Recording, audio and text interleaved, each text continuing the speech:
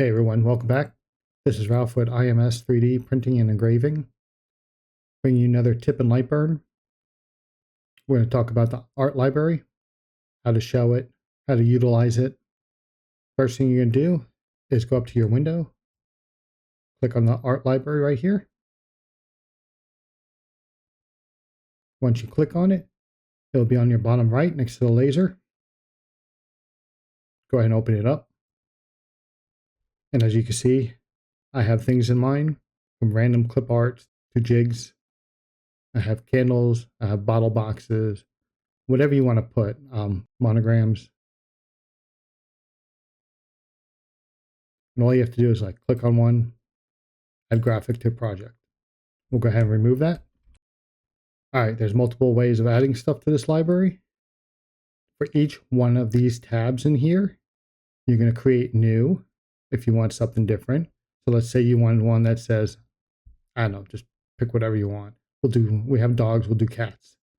Click add new. For me, I always put it in the same folder. My LightBurn Art Library. You can see each one's in here. We'll make this one cat.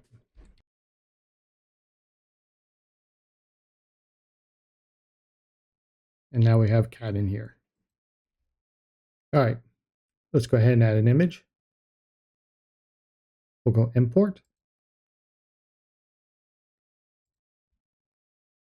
Download some cat images just so we'd have them to use instead of me going and look for one real fast. Once it's in, all you have to do is click on it. You can either drag it or you can add graphic. That's simple. Good way to keep yourself organized. Let's go ahead and remove them. Another way would be if you already had it open.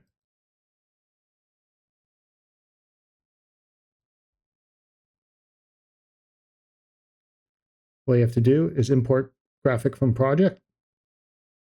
Give it a name.